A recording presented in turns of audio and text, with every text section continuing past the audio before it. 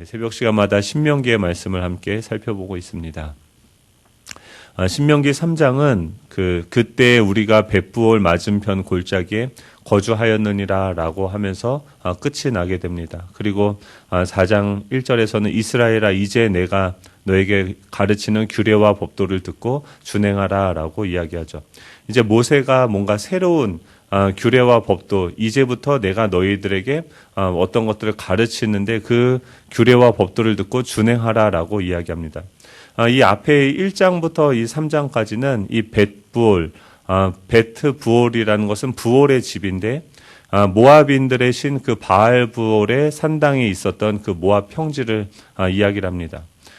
베트부올, 그러니까 부올이라는 것이 골짜기 틈새 이런 거, 여성의 어떤 생식기와 같은 것을 상징하는 그런 의미입니다. 그러니까 여성의 그 생식기와 같은 그 지형의 집에서 지금 이 모세가 자신이 죽음을 앞두고 또 그 땅을 갈 것을 건너가서 차지하게 될 그 땅을 앞에 두고선 지금 이스라엘 백성들을 다 모아두고선 지금 유언과 같은 설교를 하는 내용이죠. 1장부터 3장까지는 이 베트부올에서 지난날을 회상하면서 왜 우리가 이 10하루의 길을 40년 동안 헤매었는지 또 그 기간 동안 어떻게 여기까지 왔는지를 이야기한다고 하면 이제 너희는 그 땅에 들어가서 4장부터 26장까지는 앞으로의 이야기, 미래에 대한 권면을 이야기하고 있습니다. 그곳에 가서 너희들이 하나님의 백성으로 어떻게 살아야 되는지, 예전에 그 호렙산에서 주셨던 그 말씀과 그 규례와 그 법도를 이스라엘 백성들에게 다시금 가르치는 내용들을 이야기하고 있는 것이죠. 우리 1절 같이 읽어볼까요? 1절입니다. 시작. 이스라엘아 이제 내가 너희에게 가르치는 규례와 법도를 듣고 준행하라. 그리하면 너희가 살 것이요 너희 조상의 하나님 여호와께서 너희에게 주시는 땅에 들어가서 그것을 얻게 되리라. 아멘. 40년을 헤매었던 그 과거를 뒤로 하고 이제부터는 지금 그 앞에 있는 이스라엘 백성들은 무엇입니까? 출애굽 1세대들은 다 죽게 되어졌고 이 광야에서 새롭게 태어난 출애굽 2세대들이죠. 예수 그리스도 안에서 우리 겉사람은 죽은 거죠. 옛사람, 우리의 옛 자아는 다 죽게 되어진 거죠. 그것이 죽을 때까지 이 광야를 걸어가면서 그들 가운데 하나님의 말씀이 선포되어지고 그 말씀을 들으면서 새롭게 태어난 그 존재들만이 그 가나안 땅으로 들어갈 수 있는 것이죠. 우리의 새 사람, 새 자아를 향하여서 새로운 권면을 이야기하기 시작합니다. 무엇을 권면합니까? 내가 너희에게 가르치는 규례와 법도를 듣고 준행하라. 그리하면 너희가 살 것이요 너희에게 주시는 땅에 들어가서 그것을 얻게 되리라 라고 이야기를 하고 있습니다. 이 세 사람은 어떻게 하면 살 수 있습니까? 이 가나안 땅에 들어가서 하나님의 말씀을 듣고 준행하면 너희가 살 수 있을 것이다 라고 이야기합니다. 이 규례와 법도라는 것은 그 당시에 이 도덕법, 의식법, 시민법, 사회법 등 즉 이스라엘 백성들이 하나님 나라의 그 백성, 그 시민으로서 어떻게 살아가고 어떻게 개인적으로 살아가고 어떻게 공동체를 이루고 어떤 사회를 이룰 것인지를 하나님께서 그들에게 보여주신 거죠. 이 율법이죠. 쉽게 말하면 하나님의 백성으로서 어떻게 살아가야 되는가라는 것을 말씀하시는 거죠. 그리고 그것을 우리는 어떻게 됩니까? 듣고 준행하면 너희가 살 것이고 또 그 땅을 얻을 것이다 라고 이야기합니다. 우리가 살 수 있는 방법, 우리가 또 얻을 수 있는 방법은 다른 것이 아니라 하나님께서 우리에게 말씀하시는 그 말씀을 듣고 그대로 사는 것이죠. 여기서 우리는 이제 두 가지를 짚고 넘어가야 되는데 하나는 뭐냐면 이 율법 하면 우리는 부정적으로 생각한다는 거예요. 이 율법 자체가 나쁜 것은 아닙니다. 율법은 무엇이냐면 지금 이스라엘 백성들이 또 모든 인류가 하나님을 떠나게 되어서 하나님은 우리는 인식할 수 없는 상태가 되어졌습니다. 그런 우리에게 하나님을 볼 수 없는 우리에게 소경과 같은 우리에게 이 하나님을 문자로서 기록해서 하나님이 성부, 성자, 성령 하나님이 어떤 분이신지를 어떤 법률을 통해서 이스라엘 백성들, 인류가 이해할 수 있는 방식으로 그림자와 같이 보여준 것이 이 율법인 것이죠. 근데 이 율법을 지켜야지 살 수 있고 이 율법을 지켜야지만 그 가나안 땅에 들어가서 얻을 수 있다라고 한다면, 그리고 지금 우리가 이 말씀을 지켜야지만 살 수 있다, 구원을 받을 수 있다라고 이야기한다고 하면 심각한 문제가 발생하는 거죠. 나중에 이 사도 바울이 이 인식을 유대인들이 오해했죠. 그래서 어떻게 합니까? 율법을 지켜야지 구원을 받고 살 수 있다라고 생각을 한 거예요. 그때 갈라디아서 3장 17절에 뭐라고 했냐면, 내가 이것을 말하노니 하나님께서 미리 정하신 언약을 430년 후에 생긴 율법이 폐기하지 못하고 그 약속을 헛되게 하지 못하리라 라고 이야기합니다. 율법을 우리에게 주신다라는 것은 무엇이냐면 무엇을 전제로 하고 있습니까? 너희가 이미 하나님의 백성이다라는 것을 전제하고 있는 거죠. 이 말씀이 누구에게 들려지냐면 하나님의 백성에게 들려지는 거예요. 구원도 이 하나님의 언약을 믿고 하나님의 이 복음의 약속을 믿고 믿는 자들에게 구원이 이루어진다고 하면 그들 안에 이 하나님의 형상이 회복이 되어지고 하나님의 나라가 회복되어지는 이 성화의 역사는 어떻게 이루어집니까? 동일하게 이 말씀을 들음으로써 하나님은 그들 심령들을 조각하고 새롭게 만들어 가시는 거죠. 또 그들 심령 가운데 다른 어떤 사망이나 두려움이나 이 죄가 그들 다스리지 못하게 하고 그들 안에 생명이 역사하시도록 하나님께서 일하시는 방식은 무엇입니까? 그들에게 말씀하시는 거예요. 이 율법은요, 이것을 지켜야지 우리가 구원을 받는 구원의 조건으로 주어진 것이 아니라 우리 안에 무너져 있는 공허하게 되어진 우리의 심령 가운데 하나님의 형상과 우리 공동체 안에 하나님의 나라를 어떻게 회복하시는지 하나님께서 일하시는 방식인 것이죠.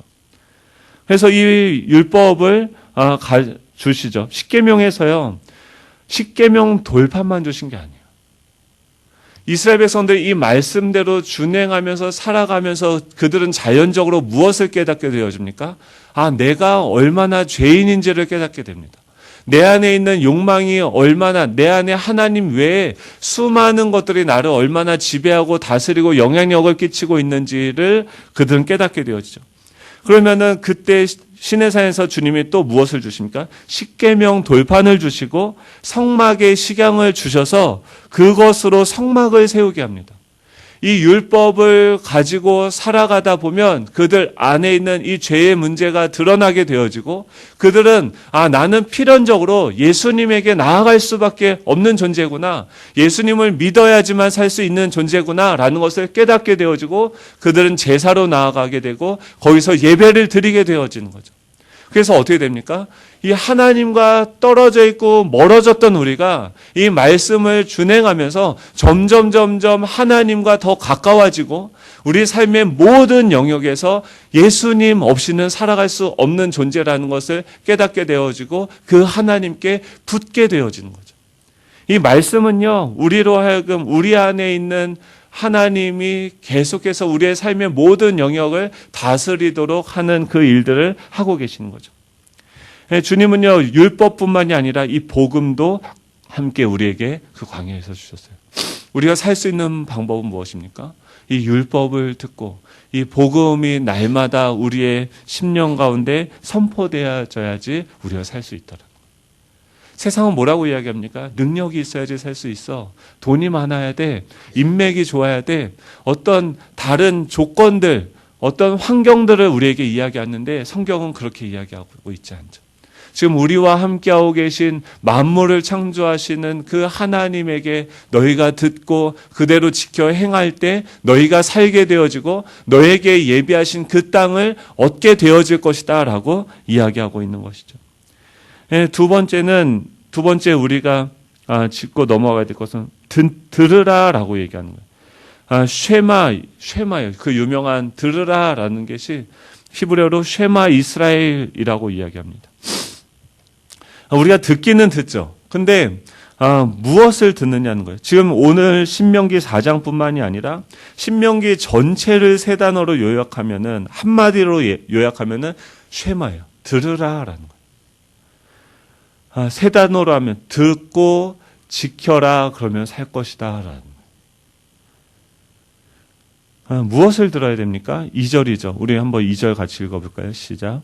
내가 너희에게 명령하는 말을 너희는 가감하지 말고 내가 너희에게 내리는 너희 하나님 여호와의 명령을 지키라. 아멘. 여기서 들으라라고 얘기하는데, 내가 너희에게 명령하는 말을 너희는 가감하지 말라라고 이야기를 합니다. 문제는요, 우리가 듣는데요, 거기에 가감한다는 거예요. 좌로나 우로나 치우치게 되어진다는 거예요. 왜 가감하지 말라라고 이야기합니까? 우리에게 이 말씀을 듣는데 가감하게 하는 세력이 있는 거죠. 에덴 동산에서 어떤 일이 일어납니까? 사단이 우리에게 찾아오죠. 우리의 생각 가운데 말을 합니다. 그리고 뭐라고 얘기합니까? 하나님의 말씀을 가감하게 해요. 예수님이 광야에서 시험을 받으시는데 어떤 일이 일어납니까? 예수님이 왜 광야로 가셨습니까? 이스라엘 백성들이 지금 이때는요, 영적인 세계가 보이지 않아요. 근데 예수님이 오시니까 영적인 세계가 보이지 않는 말씀이었던 그 예수님이 성육신 하셔서 우리에게 보여진 것처럼 그 광야에서 역사하였던 그 어둠의 권세가 정체를 드러내는 거죠. 그 광야에서 시험을 받으실 때 그 사단이 와서 이 예수님에게 무엇을 합니까? 말씀을 가감하죠. 그래서 그를 꼬시고 그를 넘어뜨리게 합니다. 그 시험을, 그 싸움을 어떻게 이기십니까? 예수님이 그 말씀을 가감하지 말고 하나님의 말씀을 그대로 지켜 행함으로써 승리하시는 거죠. 우리는 날마다 듣습니다. 그런데 가감을 해요. 지금 이 이스라엘 백성들은 그 말씀을 들었는데 어떻게 가감을 했냐면 3절입니다. 여호와께서 바알부올의 일로 말미암아 행하신 바를 너희가 눈으로 보았거니와 바알부올을 따른 모든 사람을 너희 하나님 여호와께서 너희 가운데서 멸망시키셨으되라고 이야기합니다. 이 바알부올은요, 모압의 우상으로서 이 생식과 출산을 관장하는 거예요. 이 모압 여인들의 유혹에 넘어가게 돼서 그들과 행음하면서 이 바알부올에서 절하고 함께 그들의 재물을 먹게 되어집니다. 이 바알부올의 부올은요, 여성의 생식기를, 바알의 생식기라는 거죠. 붙어 있다라는 개념이에요. 이스라엘 백성들이요, 그곳에서 제사를 드리는데 이방의 제사를 드림으로 말미암아 그 이방의 여인들과 음행을 했다라는 것이 뭐냐면 그 당시 이방인들의 제사 방식이었어요. 이스라엘이 바알에게 붙은 거예요. 그래서 그 일로 말미암아 24,000명이 죽게 되어집니다. 이 사단이요, 그 전에 이 바알부올에서 그 모압의 여인과 행음하기 전에는 어떤 일이 일어납니까? 적들이 와서 거기서 전쟁을 일어나요. 처음에 이 사단은요, 두렵게 해요. 두렵게 해서 우리가 재물에게 붙게 만들고 우리에게 능력에게 붙게 만들고 어떤 우리가 가지고 있는 이 세상의 어떤 인맥에 붙게 함으로써 하나님과 떨어지게 하는 거죠. 이 두려움을 줘서 그들을 컨트롤할 수 없으면 그 다음에 오는 방식이 무엇입니까? 달콤함으로 옵니다. 요한계시록에 보면은 이것을 어떻게 묘사합니까? 이 사단의 모습이 짐승과 음료로서 나타나요. 짐승이 어때요? 막 미친 개가 와서 막 짖는 거예요. 그러면 어떻게 해요? 두렵죠. 아름다운 여인이 다리를 벌리고 우리를 부릅니다. 그럼 어떻습니까? 그런 모습으로 달콤하게 우리에게 찾아온다라는 거예요. 말씀을 가감하지 말라는 것은 너희 두려움과 너희의 어떤 욕망, 육체의 욕망에 따라서 그 말씀을 이용하지 말라는 거죠. 이 사단의 음성과 하나님의 음성을 분별하라는 거죠. 내 욕망의 소리와 세상의 소리, 이 하나님의 소리를 구분하라는 거예요. 예수님이 그렇게 얘기하죠. 누구든지 나를 따라오려거든 자기를 부인하고 자기 십자가를 지고 나를 따를 것이다 라고 얘기해요. 이 하나님의 말씀을 듣고 우리의 영혼이 살아나고 우리의 몸이 듣고 살아나고 우리의 마음이 살아나기 위해서는 무엇을 해야 됩니까? 자기를 부인해야 돼요. 이 세상의 소리를 부인해야 돼요. 하나님의 말씀만 듣고 순종하겠다라는 그 마음의 굳은 다짐이 필요한 거죠. 어떻게 이 하나님의 나라가 이 땅 가운데 임합니까? 성모 이 마리아는 어떻습니까? 마리아는 주님의 말씀이 오니 그대로 되겠다라고 순종하게 되었죠. 그 말씀이 그 마음의 태도가 우리 가운데 있을 때 우리는 살아나기 시작하는 거죠. 어떻게 하면 살아나게 되어집니까? 4절이죠. 같이 한번 읽습니다. 시작. 오직 너희의 하나님 여호와께 붙어 떠나지 않는 너희는 오늘까지 다 생존하였느니라. 이 바알 부올과 이 워드 플레이를 바알 부올에게 붙은 사람이 있고 너희 하나님 여호와께 붙은 사람이 있어요. 이 말씀은 우리를 어디로 인도하냐면 하나님께 붙게 만드는 거죠. 하나님, 믿음은 무엇입니까? 그 하나님께, 내가 죄인인데 이 율법을 통해서 나를 비춰보니까 내가 죄인이고 정말 부족하고 하나님 없이 살아갈 수 없는 존재라서 하나님께 가까이 나아가서 하나님께 꼭 붙어있는 그 사람이 산다라는 거예요. 5절부터 8절까지는요, 뭐라고 이야기합니까? 지켜 행함이 지혜와 지식이다라고 이야기를 해요. 지켜 행한다라는 것은 무엇입니까? 우리의 몸이 그 말씀에 반응해야 된다는 거죠. 9절부터 13절은 배우게 하고 가르치게 하라라고 얘기해요. 자녀들로 하여금 배우게 하고 손자들에게, 손녀들에게 가르쳐 지키게 하라는 거예요. 이 가르치라, 배우라는 것은 무엇입니까? 우리의 지성 안에 이 복음이 새겨져야 된다는 거예요. 그것이 우리 다음 세대들, 그 다음 세대들에게 계속해서 들려줘야 된다는 거예요. 이스라엘 백성들이 가나안 땅에 가서 실패한 이유가 무엇입니까?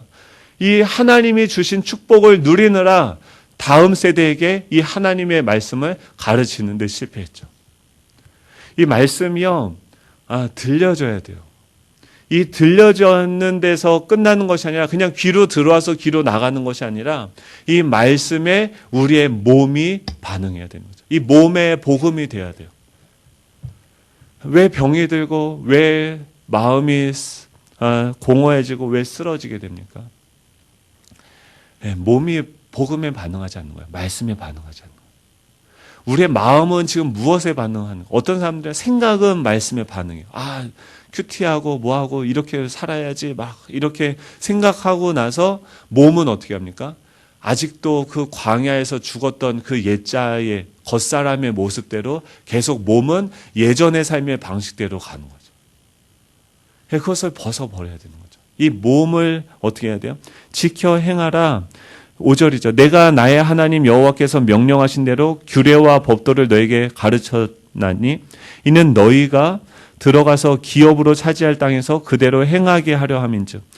그것을 가르치는 이유는 무엇입니까? 그대로 행하게 하려 함이다라고 얘기해요. 그렇게 하면은 어떤 일이 일어납니까? 6절이죠. 너희는 지켜 행하라. 이것이 여러 민족 앞에서 너희의 지혜요 너희의 지식이라.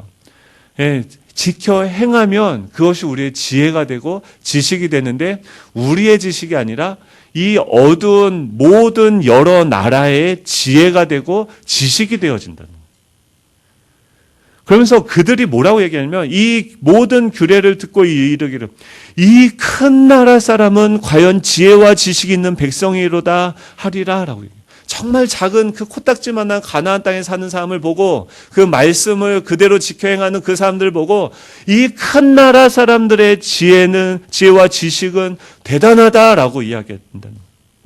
그러면서 그들에게 우리 하나님 여호와께서 우리가 그에게 기도할 때마다 우리에게 가까이 하심과 같이 그 신이 가까이 함을 얻은 큰 나라가 어디 있느냐? 오늘 내가 너에게 선포하는 이 율법과 같이 그 규례와 법도가 공의로운 큰 나라가 어디 있느냐라고 얘기해요. 이게 뭡니까? 지금 광화문에서 태극기를 들고요.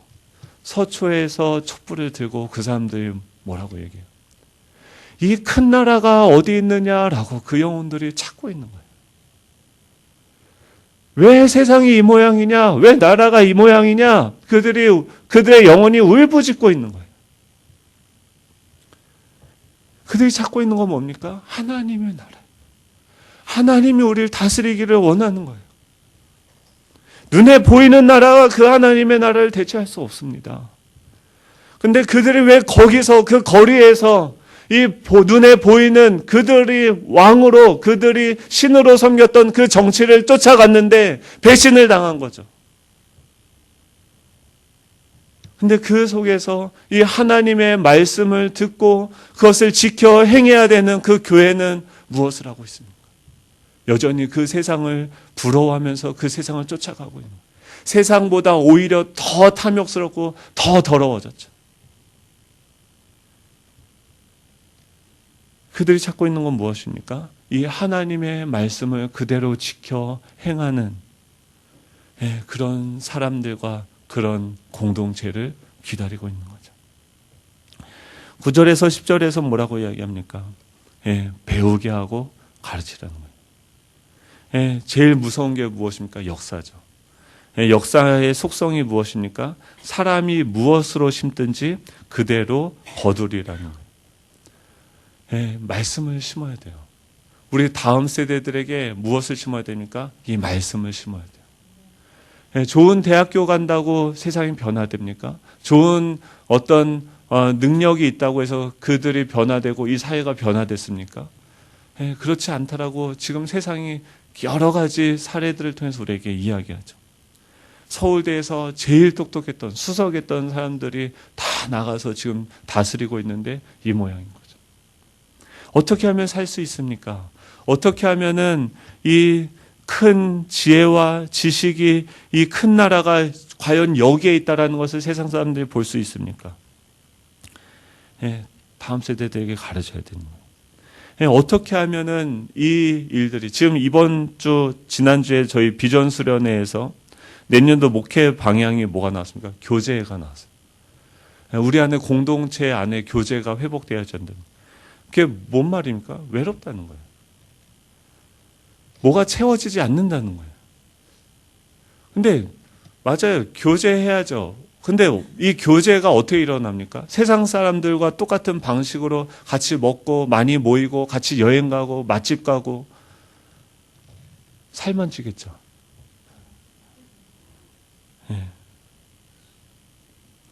아니에요. 교제가 회복되려면 우리가 같이 하나님께 듣고 지키고 행해야 돼요. 어떻게 사랑해야 되는지 우린 모릅니다. 그 사랑을 하나님께 배워야 돼요. 어떻게 섬겨야 되는지, 어떻게 살아야 되는지 이 복음을 배우고 가르쳐야 돼요. 더러운 발을 씻겨주고 나를 버리고 비난하는 자들을 어떻게 대하는지 이 말씀을 가감하지 말고 주님께 듣는 법을 배워야 되죠. 그리고 가르쳐야 되는 거죠. 오직 너희는 9절이죠. 우리 9절 같이 읽겠습니다. 시작. 오직 너는 스스로 삼가며 내 마음을 힘써 지키라. 그리하여 내가 눈으로 본 그 일을 잊어버리지 말라. 내가 생존하는 날 동안에 그 일들이 내 마음에서 떠나지 않도록 조심하라. 아멘. 내 아들과 내 손자들에게 알게 하라. 아멘. 스스로는 뭐야 됩니까? 스스로 삼가야 돼요. 스스로 내 마음을 지켜야 됩니다. 힘써야지 지킬 수 있어요. 그리하여 내가 눈으로 본 그 일을, 이 복음을, 하나님을 잊어버리지 말아야 됩니다. 그리고 또 뭐야 됩니까? 우리가 생존하는 날 동안에 그 일들이 우리 마음에서 떠나지 않게 하고 그 일들을 아들과 손자들에게 알게 해야 됩니다. 우리가 지금 이 10년이 너무나도 중요한 시기죠. 우리가 어떻게 하느냐에 따라서 엄청난 변화가 일어날 것입니다.